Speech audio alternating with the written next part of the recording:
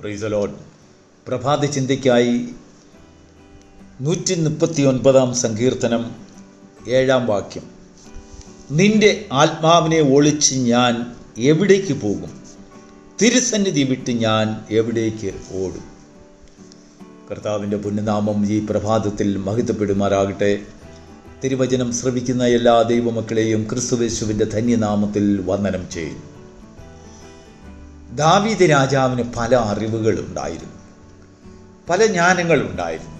എന്നാൽ ദൈവത്തിൻ്റെ ആത്മാവിനെ കുറിച്ചുള്ളതായ ഒരു അറിവ് ദാവീദിൽ വന്നപ്പോൾ 6 വാക്യത്തിൽ ദാവീദ് പറയുകയാണ്, ഈ പരിജ്ഞാനം എനിക്ക് അത്യത്ഭുതമാകുന്നു എന്ന് പറഞ്ഞാൽ എല്ലാ ജ്ഞാനങ്ങളെയും പരിജ്ഞാനങ്ങളെയും അതിജീവിക്കുന്നതായ വലിയ, അതിലൊക്കെ ഉന്നതമായി നിൽക്കുന്നതായ ഒരു ജ്ഞാനമാണിത്. ദൈവമേ, നിൻ്റെ ആത്മാവിൻ്റെ വ്യാപ്തി എത്ര ഭയങ്കരം! ദൈവത്തിന് മഹത്വം ഉണ്ടാകട്ടെ. പ്രിയപ്പെട്ട ദൈവമക്കളെ, നാം ഇന്ന് ജീവിക്കുന്നത് ഒരു ആധുനിക ലോകത്താണ്. അനേക കണ്ടുപിടുത്തങ്ങളുടെ പശ്ചാത്തലത്തിലാണ് നമ്മുടെ ജീവിതം. ആർട്ടിഫിഷ്യൽ ഇൻ്റലിജൻസി അല്ലെങ്കിൽ എന്ന് പറഞ്ഞാൽ നിർമ്മിത ബുദ്ധിയുടെ കാലത്താണ് നാം ജീവിക്കുന്നത്. ലോകത്തിലെ ജനതകളുടെ അല്ലെങ്കിൽ ഈ ലോകത്തിൽ ജീവിച്ചിരിക്കുന്ന മനുഷ്യരിൽ 70% ജനങ്ങളുടെയും കയ്യിൽ മൊബൈൽ ടെലിഫോണുണ്ട്.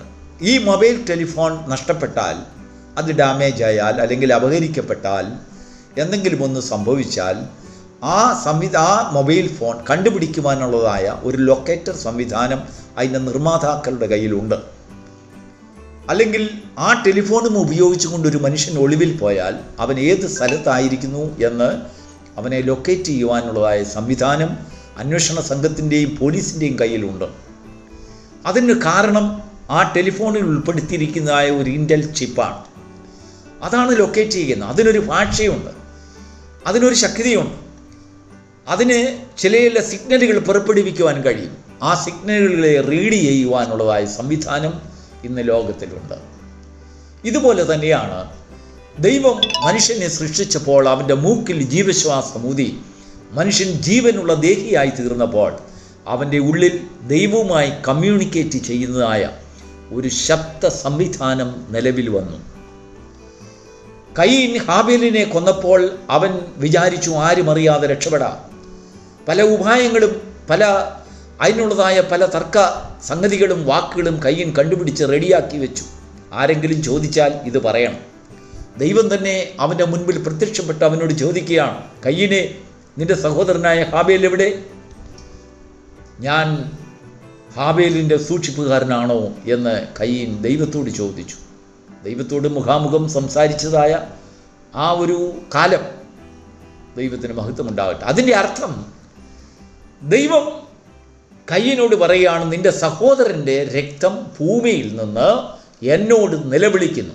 അപ്പോൾ രക്തത്തിനൊരു നിലവിളിയുടെ ശബ്ദമുണ്ട്, രക്തത്തിനൊരു ഭാഷയുണ്ട്. ആ ഭാഷ റീഡ് ചെയ്യുവാൻ അല്ലെങ്കിൽ കേൾക്കുവാനും ഗ്രഹിക്കുവാനും മനസ്സിലാക്കുവാനും കഴിയുന്നത് ദൈവത്തിന് മാത്രം. അതേ ആത്മാവ് അവൻ ദുഷ്ടനാണെങ്കിലും ചതിയനാണെങ്കിലും ശുദ്ധനാണെങ്കിലും അശുദ്ധനാണെങ്കിലും വിശ്വാസിയാണെങ്കിലും അവിശ്വാസിയാണെങ്കിലും ചരിക്കുന്ന സകല ജീവജാലങ്ങളിലും ആ ശബ്ദം നിലവിലുണ്ട്. ദൈവത്തിനറിയാം അവരെവിടെ. എന്നാൽ ഈ പ്രഭാതത്തിൽ ദൈവത്തിൻ്റെ ആത്മാവ് നമ്മെ ധരിപ്പിക്കുവാൻ ആഗ്രഹിക്കുന്നത്, വിശ്വാസിയായ മനുഷ്യനിൽ, ദൈവത്തിൽ ആശ്രയിക്കുന്ന മനുഷ്യനിൽ 2 ആത്മാക്കളുണ്ട്. ഒന്ന്, ദൈവം മൂക്കിൽ ഊതിയ ജീവശ്വാസത്താൽ അവൻ്റെ ലൊക്കേഷൻ കണ്ടുപിടിക്കുന്നതായ, അവൻ എവിടെ ആയിരിക്കുന്നു, എവിടെ പാർക്കുന്നു എന്ന് ദൈവത്തിന് തിരിച്ചറിയാവുന്നതായ ഒരു ആത്മാവ് അല്ലെങ്കിൽ ഒരു ചിപ്പ്.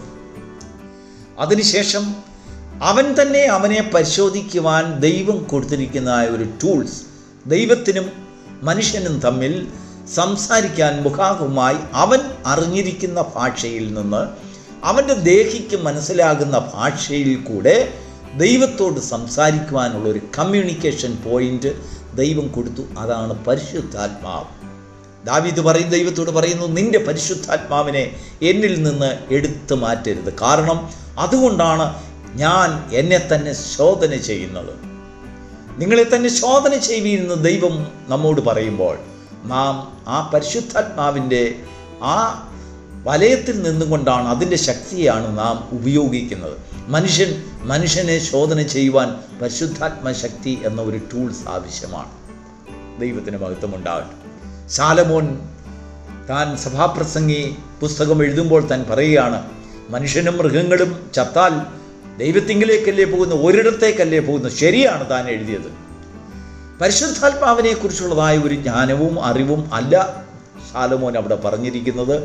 ദൈവം മനുഷ്യനിൽ ഊതിയതായ അല്ലെങ്കിൽ ജീവജാലങ്ങളിൽ ഉള്ളതായ ഒരു പ്രത്യേകതരം ചൂടിനാൽ സംരക്ഷിക്കപ്പെടുന്നതായ രക്തവലയത്തിൽ സൂക്ഷിക്കപ്പെടുന്നതായ ജീവശ്വാസം, അതിനെ ജീവൻ എന്ന് വിളിക്കുന്നു. ആ ജീവൻ ദൈവത്തിൽ നിന്ന് വന്നു, ആ ദൈവത്തിങ്കിലേക്ക് മടങ്ങിപ്പോകുന്നു. എന്നാൽ ഒരു വിശുദ്ധനെ സംബന്ധിച്ചിടത്തോളം, ഒരു വിശ്വാസിയെ സംബന്ധിച്ചിടത്തോളം അവനിൽ 2 പരിശോധന വർക്ക് ചെയ്യുന്നു. ഒന്ന്, അവൻ എവിടെ, അവൻ്റെ ലൊക്കേഷൻ എവിടെ, അവൻ എവിടെ പാർക്കുന്നു എന്ന് ദൈവം കണ്ടുപിടിക്കുന്നു. അതിനുശേഷം അവനിലെ വിശുദ്ധി, ദൈവവുമായിട്ടുള്ള ബന്ധം എങ്ങനെയുണ്ട് എന്ന് കണ്ടുപിടിക്കുന്നതായ ദൈവത്തിൻ്റെ ആത്മാവ്. അങ്ങനെ നമ്മിൽ ഓരോരുത്തരും വർക്ക് ചെയ്യുന്നത്, ജോലി ചെയ്യുന്നത് 2 ആത്മാവ്. ഒന്ന്, നമ്മുടെ ജീവൻ നിലനിർത്തുന്നു. 2, നമ്മിലെ വിശുദ്ധി നിലനിർത്തുന്നു. അത് ദൈവവുമായിട്ടുള്ള ബന്ധത്തിന് നമ്മെ സഹായിക്കുന്നു. ദൈവത്തിൻ്റെ പരിശുദ്ധ നാമം മഹത്വപ്പെടുമാറാകട്ടെ. ഈ 2 ആത്മാക്കൾക്കും 2 ഭാഷയുണ്ട്.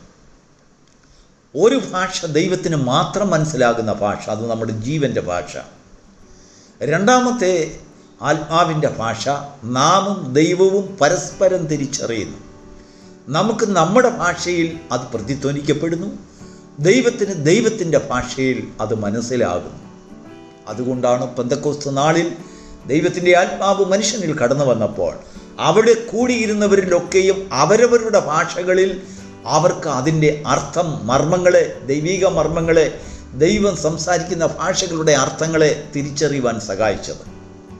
ഇന്ന് പ്രഭാതത്തിൽ ദൈവത്തിൻ്റെ ആത്മാവ് നമുക്ക് തരുന്നതായ സന്ദേശം, ദൈവത്തെ ഒളിച്ച് നമുക്ക് എങ്ങും പോകുവാൻ കഴിയുകയില്ല. മനുഷ്യൻ പല ഉപാധികൾ നോക്കുന്നു.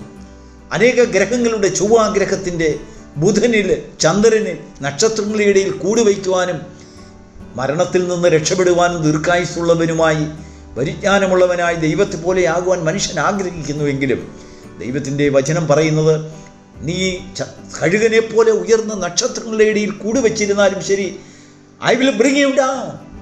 ഈ ഭൂമിയിൽ കൊണ്ടുവന്ന് എനിക്ക് നിന്നോട് ചില കാര്യങ്ങൾ ചോദിക്കുവാനുണ്ട്. ദൈവത്തിന് മഹത്വം. ദൈവം നമ്മുടെ സ്ഥാനം അറിയുന്നു. ദാവീദ് പറയുന്നു, നിന്റെ ആത്മാവിനെ ഒളിച്ച് ഞാൻ എവിടെ പോകും? എവിടേക്ക് ഞാൻ ഓടി? തിരുസന്നിധി വിട്ട് ഞാൻ എവിടേക്ക് ഓടിപ്പോകും? സമുദ്രങ്ങളുടെ അറ്റത്ത് ഞാൻ മെത്ത വിരിച്ച് അവിടെ പോയിരുന്നാൽ, പാതാളത്തിൻ്റെ അടിയിൽ പോയിരുന്നാൽ, അവിടെയും നിന്റെ കരങ്ങൾ എന്നെ നടത്തും, പിടിക്കും. ദൈവം നമ്മെ ലൊക്കേറ്റ് ചെയ്യും. ദൈവത്തെ ഒളിച്ച് ഒന്നും ചെയ്യുവാൻ കഴിയുകയില്ല. 2, നാം ചൊരിയിച്ച രക്തം അന്യരിൽ ആത്മീകമായിട്ടും ഭൗമികമായിട്ടും ഒരു മനുഷ്യനിൽ മരണം സംഭവിക്കുവാൻ നമ്മുടെ പ്രവൃത്തിയും വാക്കും, നമ്മുടെ ഉപദ്രവവും, നമ്മുടെ പോരും, നമ്മുടെ നിന്ദയും, നാം പറഞ്ഞതായ ശാപവാക്കുകളും, നമ്മൾ നിന്ദിച്ചതായ അപമാനങ്ങളൊക്കെയും കാരണമായിട്ടുണ്ടെങ്കിൽ ആ രക്തങ്ങൾ ദൈവത്തോട് നിലവിളിക്കുന്നു. അവനിലെ പരിശുദ്ധാത്മാവ് ദൈവത്തോട് നിലവിളിക്കുന്നു.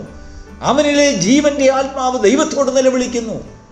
ആ നിലവിളിയുടെ ശബ്ദം ദൈവത്തിന് തിരിച്ചറിയാം.